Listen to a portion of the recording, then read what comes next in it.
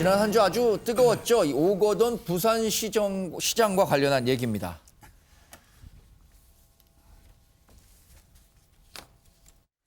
저는 한 사람에게 5분 정도의 짧은 면담 과정에서 불필요한 신체 접촉을 하였습니다. 경중에 관계없이 어떤 말로도 어떤 행동으로도 용서받을 수 없습니다. 이러한 잘못을 안고 위대한 시민 여러분들께서 맡겨주신 시장직을 계속 수행한다는 것은 부산시장으로서의 도리가 아니라고 생각합니다. 여러분의 기대를 저버린 과오 또한 평생 짊어지고 살겠습니다. 오늘 오 전 시장의 기자회견문 일부 문구에 깊은 유감을 표합니다. 그곳에서 발생한 일에 경중을 따질 수 없습니다. 그것은 명백한 성추행이었고 법적 처벌을 받는 성범죄였습니다. 강제추행으로 인정될 수 있음을 깨달았다. 경중에 관계없이 등의 표현으로 되레 제가 유난스러운 사람으로 비칠까 두렵습니다. 이를 우려해 입장문의 내용을 사전에 확인하겠다는 의견을 수차례 타진했으나 받아들여지지 않았고 기자회견도 예상치 못한 시간에 갑작스레 이루어졌습니다. 두 번 다시 이 같은 표현이 등장하지 않기를 바랍니다. 아울러 성범죄 예방과 2차 피해 방지에 대한 부산시의 근본적인 대책 마련을 촉구합니다. 이번 사건은 오거돈 시장의 성추행입니다. 피해자의 신상 정보에 초점을 맞춰야 할 필요도 이유도 없습니다. 제 신상을 특정한 보도와 확인되지 않는 추측성 보도를 일제 멈춰주기를 강력히 요구합니다. 특히 부산일보 한겨레에 깊은 유감을 표합니다. 향후 제 개인정보를 적시한 언론 보도가 있을 시 해당 언론사에 강력히 법적 조치를 할 것입니다. 모든 일이 부디 상식적으로 진행되기만을 바랍니다. 응원해 주시는 모든 분께 진심으로 감사드립니다. 네, 우리가 이런 성과 관련한 비위 문제들을 다룰 때 가장 중요한 건 피해 여성의 2차 피해, 2차 가해가 있으면 안 되겠다는 것과 일상으로 다시 평온하게 복귀할 수 있도록 분위기를 만들어주는 노력이 가장 중요하다는 전제하에 사실관계만 좀 파악해 보도록 하겠습니다. 오거돈 전 부산시장이 이 여성에 대해서 성추행을 했는데 글쎄 사과문은 어떻게 보셨는지 모르겠습니다. 워낙 긴급하게 이루어진 긴급 기자회견이었어서 내용들을 얼마나 전 부산시장이 검토했는지는 모르겠지만 경중에 관계없이 이런 말들은 또 사과를 하는 사람 입장에서 진정성을 의심해 볼 수밖에 없지 않는가 이런 생각을 하게 돼요. 예, 제가 이게 두 가지만 말씀드리면요. 네. 사과가 되려면요. 예. 요건이 첫째는 이제 완전하고 진실된 자백을 해야 됩니다. 네. 완전하고 진실된 자백. 그다음에 두 번째는 책임 있는 조치를 취해야 돼요. 네. 근데 이 기준에 비추어 보면 저는 사과나 안 봅니다. 본인에게 완전하고 진실된 뭘 잘못했는지 그런 자백이 전혀 없어요. 그런데 5분 동안 짧은 기간 경중에 관계없다는 말은 본인에게 경하다고 네. 경하다고 했잖아요. 근데 이거는 제가 보기에 상당히 중요한 겁니다. 왜 중요하냐? 그런데 업무상 지위, 업무상 위력 관계이기 때문에 네. 공무원 아닙니까? 그래서 상당히 저는 중요한데 그 부분에게 본인은 경하다고 했고 전에게 완전한 진실된 자백이 없기 때문에 사과로 저는 받아들일 수가 없고요. 네. 또 이게 두 번째로 이분은 이게 처음이 아니에요. 과거에도 이게 논란이 있었지만 확인된 것마더라도 회식 자리에 양옆에 여성을 앉힌 것도 있고요. 그다음에 이 공약 중에 또 성폭력 전담센터 만들겠다. 이런 게 공약도 말 그대로 이게 빌공약으로 전혀 이행을 안 했거든요. 평소에 저는 성인지 감수성이 상당히 부족한 거 있잖아요. 이게 예견된 사고 아닌가. 이게 들고요. 마지막으로 주제 관계에서 세 번째.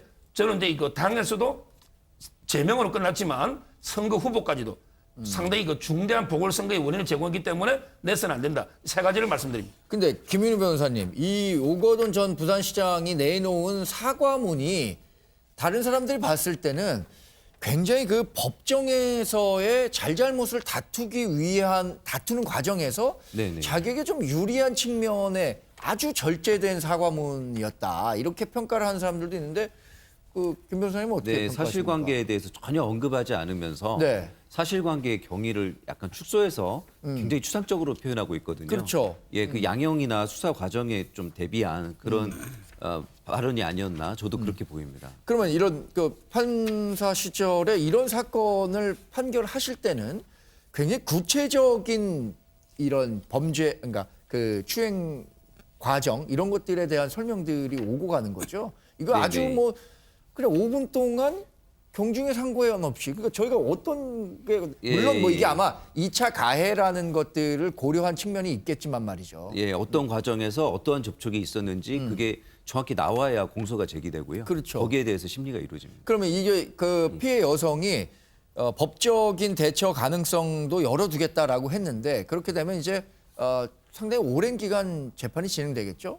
지금 이렇게 부인을 한다면은 예. 피해자 조사나 이런 것들이 오래 갈 수 있습니다. 왜냐하면 이런 건 물증이 없기 때문에 네. 진술의 신빙성을 굉장히 오래 따질 수가 있습니다. 예, 그리고 이제 뭐 어차피 비친고죄라서 경찰이 수사에 착수했으니까요. 네. 그 수사는 좀 오래 갈 것 같습니다. 근데 이 부분을 두고 정치적으로도 상당히 민감한 문제였고 사실 4.15 총선 전에 있었던 일이었기 때문에 이후에 정치적 쟁점화되는 것들도 많은 것 같아요. 정치적 쟁점화도 되겠지만 지금 상황에서는 그거보다는 이걸 처리하는 게 훨씬 더 중요하겠죠. 네. 저 기자회견문 너무너무 부적절합니다. 네. 일단 5분 정도 이거 짧은 이거 말도 안 되고요. 그 피해자한테는 진짜 지옥 같은 시간일 수 있었고요. 네. 면담 과정 아니었습니다. 계획적으로 불러가지고 한 거예요. 무슨 면담을 합니까? 세 번째 불필요한 접촉, 강제 접촉입니다. 네. 강제 추행입니다. 이거 다 부적절하고요. 그리고 저 장소가 어디입니까? 공무원들이 이제 국민들이 세금을 내서 업무하라고 네, 공무원으로서의 집무실. 직을 수행하라 하는 그 사무실에서 시장실에서 이루어졌어요. 그리고 긴급 기자회견요? 저게 무슨 긴급입니까? 기습이지. 예? 이런 측면에서 굉장히 부적절하고 직업윤리조차 하나도 없는 사람이라는 것을 지금 드러낸 것이고요.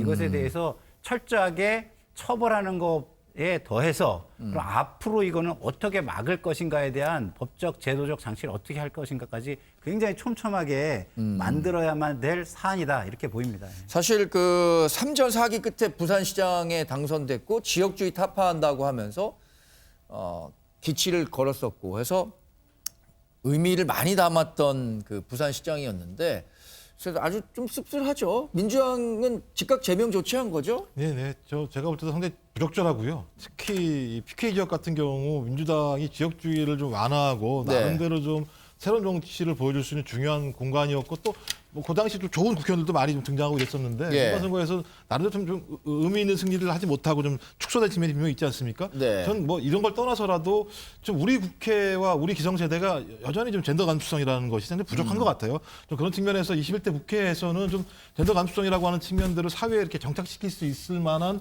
입법과 제도 정책들을 만들어서 네. 좀 이런 일이 다시는 반복되지 않도록 했으면 좋겠고요. 그런 측면에서 말씀하신 신상필벌의 원칙, 그다음에 법적 원칙에 의해서 엄중한 처벌을 하게 만들어서 공직사회에서 좀 절대 좀 이런 일들이 뭐 공직사회 우리 사회 전체가 그렇죠. 마찬가지겠지만 예. 좀 이런 일이 벌어지지 않도록 할 수 있는 좀 중요한 계기로 삼았으면 좋겠고요. 다시 한번 좀 2차 피해가 가지 않도록 조심했으면 좋겠다는 생각을 하게 됩니다. 그러니까 미투 운동을 계기로 우리가 성인지 감수성이라는 인식이 굉장히 높아진 이런 사회적 규범을 충분히 인식을 해야 될 것 같습니다. 여러분 말씀 고맙습니다.